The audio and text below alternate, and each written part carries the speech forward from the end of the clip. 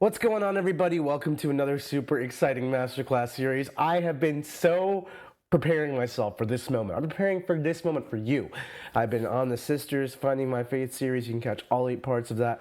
Basically started playing Sisters back at the end of October, early November, and have mainstayed this army faithfully since then. And I've played, I don't know, probably 30, 40 plus reps of Sisters, different archetypes, different army lists. I found some really awesome list concepts I want to share with you. And ultimately, this whole series is going to teach you how Sisters work from step A to step Z, sharing my findings with you in a way you can easily digest, understand, and replicate for yourself. So we're going to get into it. There's going to be 5 parts. Today we're going to cover the general play style of Sisters, what makes them tick, what makes them good, why you should play Sisters, and some different archetypes you could explore and start looking at if you're new to Sisters, trying to start your Sisters army, or just get back into them after a long hiatus. As we get deeper and deeper, we're going to cover data sheets, we're going to cover stratagems and relics and the combos, we're going to talk about your matchups, we're going to play in-game tactical breakdowns of how you actually move those models on the table. This masterclass will build on itself. This masterclass will increase in depth of knowledge as we get through it. So if you find this first part maybe a little bit more basic and fundamental, that's exactly what it is. As we get deeper into the things, you will learn all the nitty-gritty nuances. So no matter what your skill level is, this masterclass will have value for you, I promise you. So please stick with it. If you're interested in Sisters, this is going to be the place to learn how to do Sisters of Battle, how to do Adepta Sororitas, and why you should play them and how awesome they are. So strap in, everybody, buckle your seatbelts, and let's get on this ride. Their playstyle, and what I found effective, is ultimately grindy attrition. Sisters have so many cheap units which allow them to trade supremely well. We're talking 25-point units of 2 Crusaders. That's 2 models with OC1. We're talking 50 points for 5 Sisters of Battle bodies with 3 up armor saves and 6 up invulns. They got weaponry. They're just such a cheap army. Now, you can get the average unit cost of your army like well below 100 points, getting in the 20 plus a range of unit count. Now, you don't have to. There's a lot of more elite versions of Sisters, but at its core, Sisters are a cheaper style faction which beats your opponent through a grind of a 5-turn game. Like over the course of a game, you trade up, you trade efficiently, and you create material advantage over time. You're playing a very honest game of Warhammer where you're trying to just defeat your opponent through whatever means necessary, whether it's beating their army in like a one-on-one fight. Sometimes you do that. Sometimes you focus entirely on the mission. Your list archetype will largely impact how you prioritize which strategy you want to go in that game, and of course the matchup. And part of playing Sisters is really learning all of your different tools and tricks, and it takes a lot of reps to get good with Sisters. And I say that with every faction, but Sisters more so than most. I found like truly mastering your tricks and tools, knowing when to use what strats, knowing what to value, timing and pacing and all that, super, super important and critical. But yeah, you have lots of cheap units, and you basically try to grind people out. Like over the course of a 5-turn game, if I just trade efficiently over and over and over and over, suddenly I have a points advantage, which I can then, towards the second half, end half of the game, I can really leverage to put the nail in the coffin. We use Miracle Dice, which is basically the Sisters faction rule. You're going to generate Miracle Dice by doing things throughout the game. You're going to gain 1 Miracle Dice every time something dies in your army. When Sisters of Battle units with a simulacrum kill an enemy unit, and basically all of your generic like Retributors, Dominions, Battle Sisters, those types of units will all carry a simulacrum, and they have lots of multi-meltas and meltagons. So when they kill units, you'll gain Miracle Dice. At the start of each battle round, you'll gain Miracle Dice. Start of each opponent's turn, you'll gain Miracle Dice. You're just gaining Miracle Dice out here. It is very common for me to finish the game with like 10 plus Miracle Dice, at least in my list. Now, all lists will play like that, and there are definitely times you can use even your bad ones, but Miracle Dice are your bread and butter for playing this faction. Now, basically the way it works is that when you generate a Miracle Die, you roll dice, and maybe it's a 5, and you put the 5 into this separate pile, your Miracle Dice pool. And then as you're playing the game of Warhammer, anytime you want to use a hit, a wound, a damage roll, a save, a battle shock test, anything, an advance roll, a charge roll, anything like that, you can just sub that Miracle Die in and be like, I'm not going to roll to wound you. Here's a 5, take a save from this multi-melta. I'm not going to whiff this advance roll. I need to roll 6 to get to the objective. Here's a 6, I'm going there. And it's not even like the big money numbers that you always need. Those are obviously the best, but sometimes it's knowing when to like not let dice screw your plans over. I need a 2 to hit the advance on the objective. we're going to roll a 2, because when else am I going to use a 2? I don't want to roll a 1. I want to at least get to the objective and use the resource I have that will otherwise be hard to find a use for, a 2 on a miracle die. So basically, using miracle dice in conjunction with multi-meltas is your best way to bring down tough targets, and this is kind of a staple across pretty much every Sisters army is bringing multi-meltas plus miracle dice to kill those things. Things like Castigators and Exorcists can also contribute, but all that is pretty anti-elite shooting, anti-vehicle shooting. You have Arcoflagellants, which are a phenomenal data sheet. They did see a points hike in the latest Balanced Data Slate, but honestly, who cares? They're still amazing. They got great defense and offense. They have 2 wounds with 4 Feel and Pain. If any of you have ever played with 2 wound models with 4 Feel and Pain, you understand how absurd it is, or how absurd it can be when you just like hit the 4s at the right times and your opponent's like, what the hell is happening?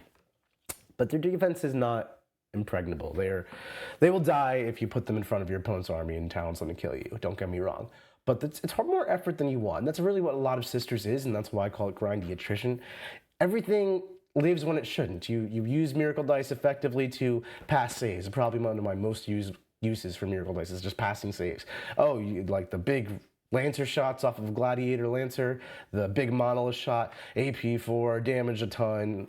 Here's a 6. Fun fact, all Sisters units, for the most part, have a 6-up invulnerable save, which means any miracle dice you have that's a 6 is automatically saving. Oh, you got a railgun, damage 1,000. No. So there's lots of ways you can manipulate your game plan to have units survive when they shouldn't, and then leveraging that again with your cheapness allows you to trade more effectively over the course of the game. And you'll find that despite my army, or despite Sisters having very little raw power relative to other factions, they end up beating their opponent in the battle of material over the course of the game. That's really what Sisters is about. So Arcoflagellants having that durability bonus is nice, but they also have 4 or 6 attacks each, depending on whether or not you choose to make your weapons hazardous. They're twin linked. They're your anti-infantry killers. If they don't have a 2-up save, Arcoflagellants will kill it. And even if you do have a 2-up save, Arcoflagellants will do a handful of wounds to you, which could be all you need to finish something off.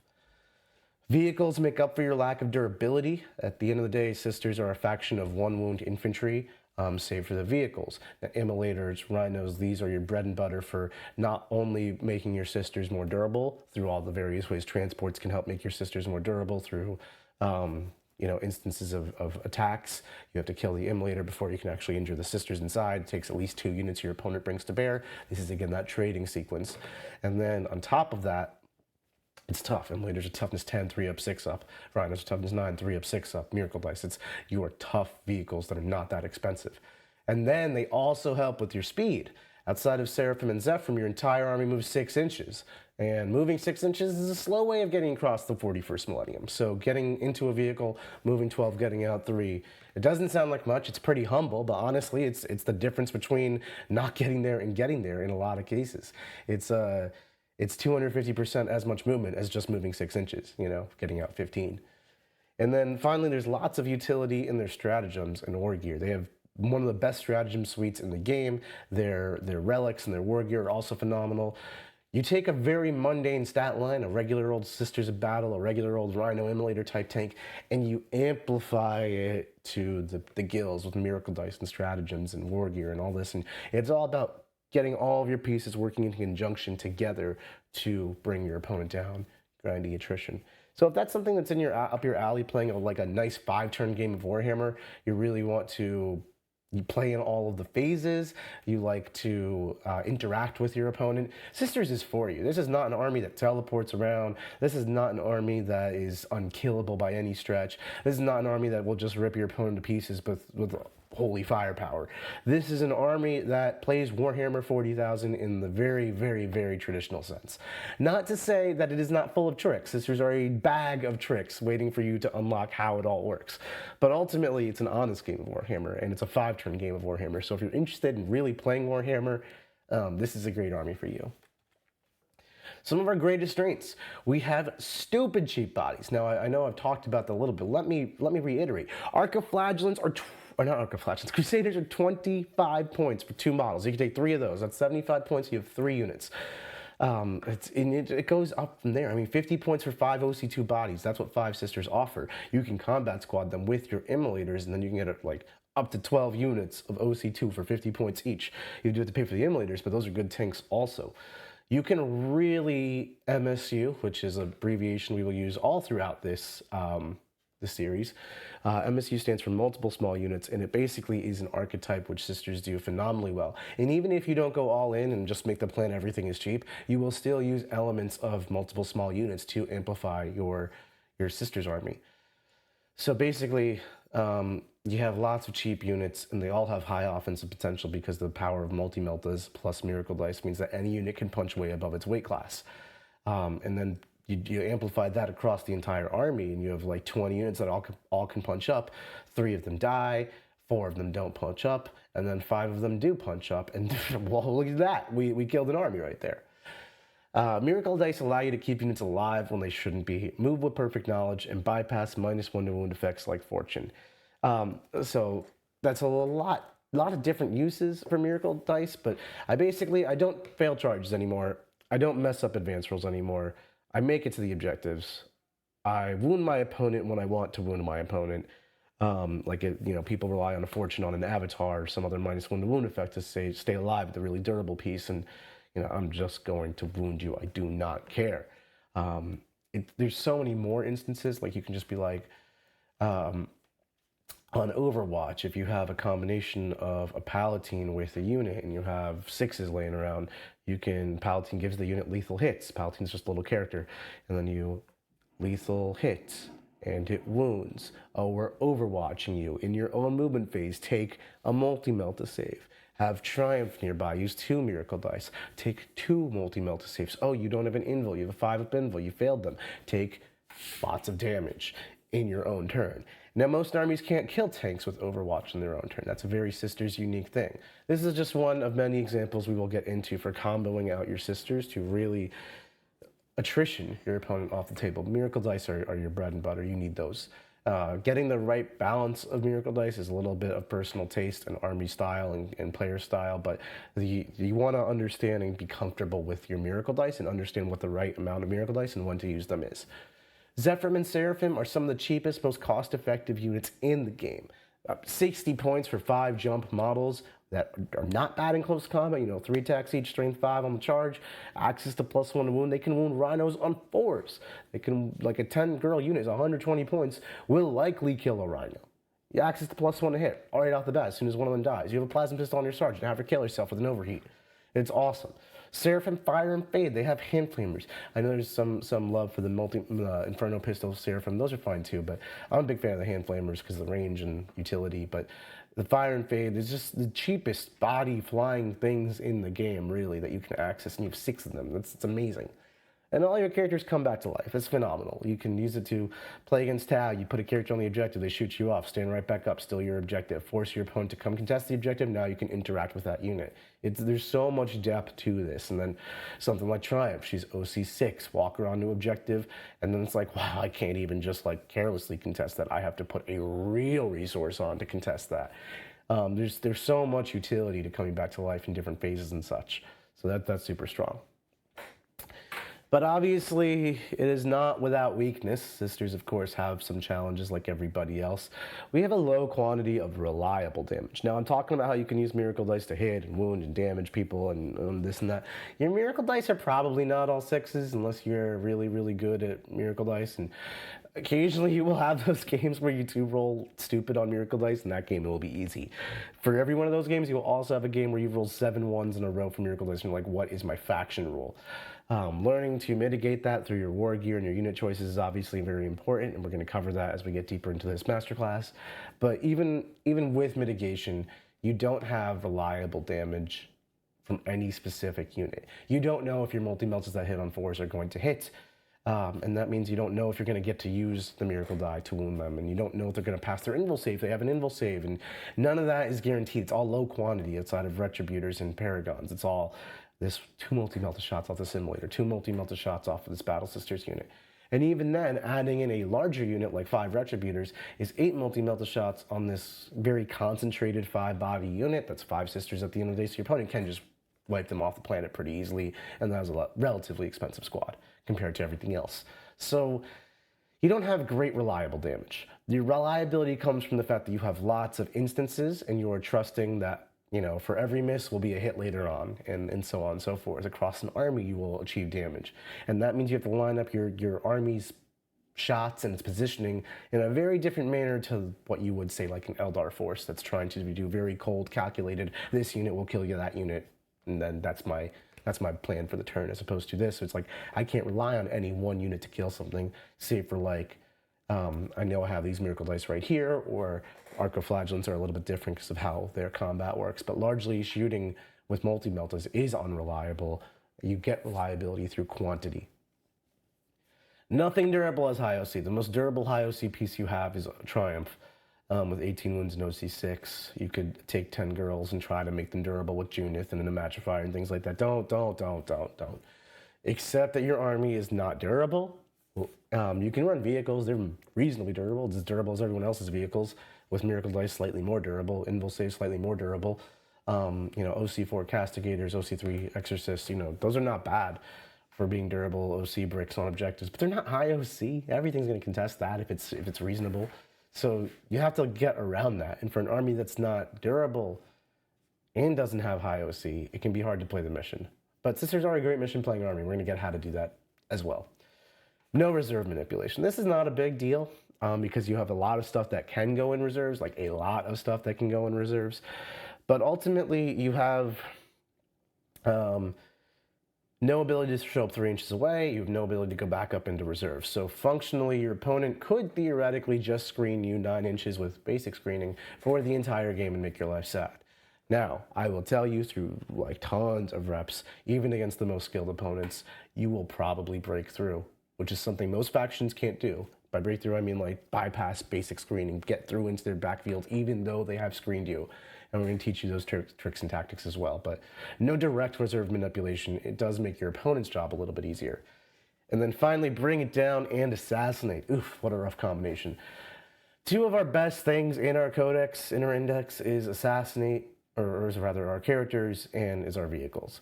And you can very easily make a list that gives up 30 points and bring it down. And you can really easily give a list that gives up 30 points and assassinate. Hell, you could put both into the same list and give up clean 60 points if your opponent tries to kill you. Now, there's a lot of different schools of thought on what to do with this problem. Some people embrace it and say it doesn't matter, my list is good enough that I can just afford the secondary freebie to my opponent. I prescribe to the mantra, having tried many styles, that it's better off actually hampering your list or limiting your choices a little bit to make sure that you don't just auto-give it, bring it down, or auto-give up assassinate to your opponent, because it gives them a different way to approach the game, which I don't like. We'll talk about that as well, but definitely acknowledge bring it down and assassinate are weaknesses your opponent can use against you. You can debate whether or not it's worth it because your characters are so good, or whether your vehicles are so good. And your opponent's archetype also doesn't necessarily want to go get all the bring it down points or assassinate points, but some people do. So in list construction, you have to consider that very seriously. So here's some different archetypes of Sisters. I put out 3 of them. The first one is my personal favorite. It's MSU everywhere. This is like my entire army is sub 100 minus a couple units. This leans on the cheapness of Sisters to optimize mission play and points denial. So basically, I play tactical 9 times out of 10 with this army, and basically, with that in mind, I'm able to score my cards almost all the time. I've got 3 squads of 2 Crusaders, got 6 squads of jump girls that are half in deep strike, half on table. I've got 3 tanks, 3 squads of girls inside, 2 units of arcoflages. We'll get into the list specifically, but I just have so many units. This list has 26 units of mine, and it doesn't have issues drawing a tactical card and scoring a tactical card. Similarly, my opponent, very deliberately, I've chosen this archetype to not have any obvious pain points. Like I give up a 15 on bring it down if you kill all my vehicles. I give up a 16 on assassinate. I don't have to play with all of my characters. They're also hard to get to, so people don't typically choose assassinate. Now, I think 10 out of 10 times, out of all the games I've played, everyone has chosen tactical because of this list design choice. In a tactical versus tactical battle, when you've gone for the MSU everywhere approach, you will likely win. There are exceptions. Some armies are phenomenal tactical, like Tyranids, but largely speaking, you should have an advantage over your opponent in a tactical versus tactical battle if you've gone for that archetype with Sisters. And then from there, it's about playing primary, and you just have all these OC units that are just kind of spread across the board with no purpose in life other than to stay on your opponent's objective and deny 5. and do that enough times and you'll win the game. You have lots of diversified damage, multi-melta spread across so many units. So as opposed to like a concentration of multi-meltas like Retributors or Paragons, this is like lots of one multi-melta here, one multi-melta there, one multi-melta there across like 10 different units. And that's kind of what I was talking about earlier, where it has to add up across your army. You use lots of reserves. So this archetype of mine has 3 units of Seraphim, 3 units of Zephyr, and Celestine. I typically reserve 5 of those 7 units. And the Celestine functions on her own as a solo piece. And those units basically come in through a combination of rapid ingress and gauging where my opponent is. Because when you put stuff in reserve, your opponent has to screen, which lets you interact with those screens, get a little more material advantage. And with rapid ingress and a move 12 unit of infantry, you can probably just break through anyway. 9 away in a harmless spot in your opponent's turn where they can't shoot you. Then you move 12, then you charge something, use a miracle dice to make sure you charge at least 7 inches by using a 6 plus even rolling a 1 on your other die. Is a pretty decent threat range. It's 19 inches guaranteed. So it's very easy to really get through on your opponent's side and reinforce areas of the board where you start to lose the battle to start to win the battle then by reinforcing it. Or maybe just slow your opponent down in an area where they're going to win the battle, but you want to slow down the rate that they win it. It is super hard to play against this style because there's nothing too obvious to attack. There's no center. There's no, linchpin. Everything is expendable is the mantra, and everything is in different spots because of how much reserves you use. It's not like what I've deployed is the trash. Half my army is in reserve basically. So there's not a clear path for your opponent to take against you, so it lets you play a very fluid style. This archetype entirely focuses on scoring and scoring mitigation. Next archetype is Exorcist plus Arcos. This is actually where I started my Sisters Finding My Faith series after talking to a warrior member and great friend, Vic Vijay. So basically, this has got 2 to 3 Exorcists. I was always a fan of 3. Most people run 3, but some people cut to 2. 30 Arcoflagellants is very common here, and then they run in Rhinos. And basically, you can couple this up with even more shooting from the Castigators, and now you've got 5-ish vehicle tanks that shoot pretty hard. 2 to 3 of them shoot indirect fire in the form of Exorcists. And if your opponent tries to come at you, which is, think about Astra Militarum as like an indirect castle with lots of artillery and points efficient shooting, that's what 2 to 3 Exorcists plus some Castigators will make your army like. Astra Militarum, and here's some firepower, do something about it. Your opponent, very natural response will be to blitz you, run straight at you, engage your tanks, they don't fall back and shoot, and then you start beating them up. That's what 30 Arcoflagellants come in to try to stage and basically block your opponent from charging you, meet them in midfield, box with them in midfield, keep your indirect fire from getting rushed down. This army focuses on damage and board control. You board control with 30 Arcos, you mission play with whatever Sisters crap you have left points over, and you do damage with 2 to 3 Exorcists and Castigators, just shooting your opponent from far away. Again, material advantage over time, grindy attrition. This isn't the type of indirect fire that tables you in a turn. This is the type of indirect fire which over the course of the game will make your opponent very sad. You target things like the mission play units they have. Maybe against Necrons, you kill a solo Locust Destroyers with your Exorcist, and now who the hell is going to hold the backfield? Who's going to do the actions? Who's going to do any of that stuff? No one. The Wraiths, the Monoliths, the Satan. Those are all creating wins for you. Inefficiencies across your opponent's army. And then, of course, you slam them with Arcos where it hurts. Volgons is an archetype that I put on its own. This is probably the most common way to play Sisters from what I've seen competitively. It is not my favorite, and we're going to go into details on that as we get deeper as well. But largely speaking, I think it is super worth talking about because it is very popular. Volgons combine different elements of MSU Sisters and Exorcist plus Arcos with the package that is more involved plus 3 Paragon Warsuits. There's 4 vehicles joined together. One's a character. They all have multi-meltas or balls, a missile launcher, and a heavy bolter. And then they all punch pretty decent in close combat. And they're reasonably hard to kill. Not so much for their cost, but it's 2 up armor, 4 up invul, 4 wounds. So basically, the idea here is not that Vol and 3 Paragons is a 320-ish point package. And that package is not so archetype defining that it in itself completely changes how you play the game of sisters. Sisters are still going to be grindy attrition. The strategy is not really going to change. And just the tactics you use to accomplish the overall goal will. Now, with that in mind, that's why I say it combines different elements of MSU sisters. There is no sisters army in the world that doesn't have some degree of MSU to it, multiple small units. And similarly, only Jeffrey Kalodner doesn't run Arcos plus Exorcists at all. I run Arcos. Most people run Arcos and Exorcists. To me, Arcos at least are bread and butter. And combining the three of them, MSU Sisters plus Exorcists and Arcos plus more Vol and Paragons, really is what this list is about. So matchup depending, Vol and her friends are going to go into strategic reserves. This is going to be like a 7 or 8 out of 10 times type of thing. And you're going to use Rapid Ingress to arrive. Very similar to how I use Rapid Ingress to get the 10 Zephyr from Marcel's team into a nice attacking position. After Deep Strike 9 away safely, and then move 12, charge something, life's good.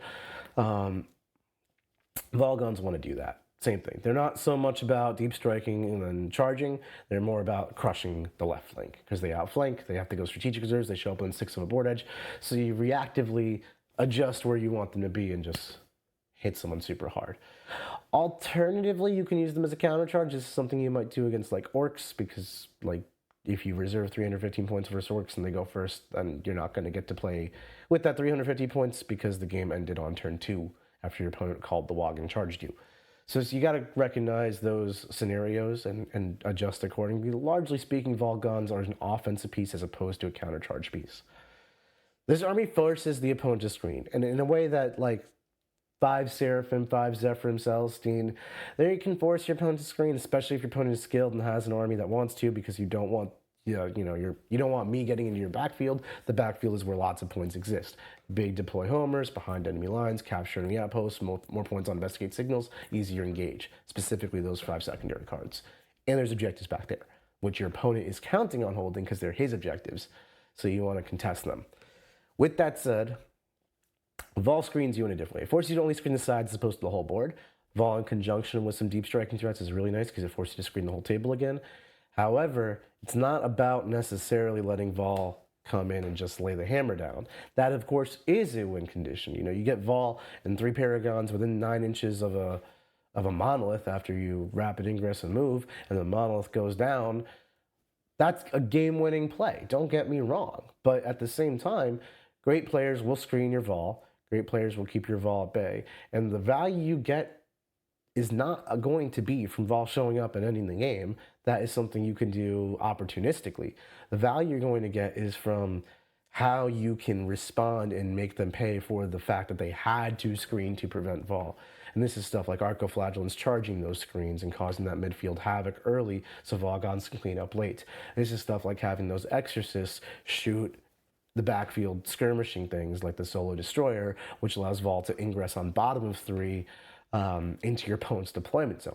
Little stuff like that really changes the functionality of how Vol works. And functionally, Volguns is an extension of what Sisters try to do, not actually its own archetype. It is just a hammer unit within the same context of how Sisters play. So why should you play Sisters? Basically, it's a super high skill ceiling army, like truly one of the highest skill ceiling armies in 40K. With lots of room for self-expression within the styles and your unit choices. One thing I think is super interesting, and this is I found through my Finding My Faith series and studying other top Sisters players across the world and talking with them and all kinds of things, is there is a genuine success path which other players are using, that I'm using, which are all different to each other.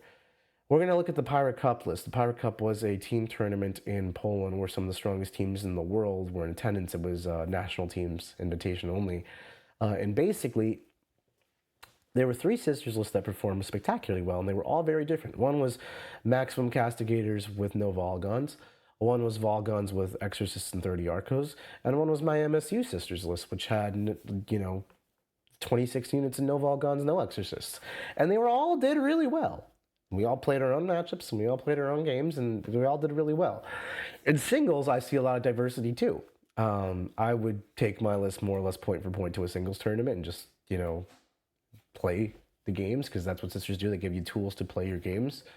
I know the Volgons are a popular singles choice. I know Jeffrey Kolodner is one of the most successful singles players with sisters to date, and he doesn't run Exorcist or Arcoflagellants. So there's lots of different ways you can approach it.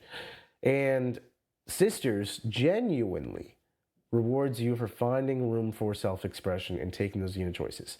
It's a lot of side grades in sisters, so that doesn't mean that there's one right answer. It's all about what gels with you as a player, what you want to play, and how you like it. Because ultimately, if you enjoy your army, you will practice it more, you will think about it more, you will find your own solutions to problems, as opposed to there being one true path. Now, some codexes have one true path. You look at Chaos Knights, they run 13 War Dogs, maybe 12 and some demons. Whoa, variation. It's the same thing every single time. Sisters, you have a lot more playability in terms of your unit choices and self-expression here. So if you're interested in like picking a faction and really learning its depths and making it yours, Sisters is a great army for you.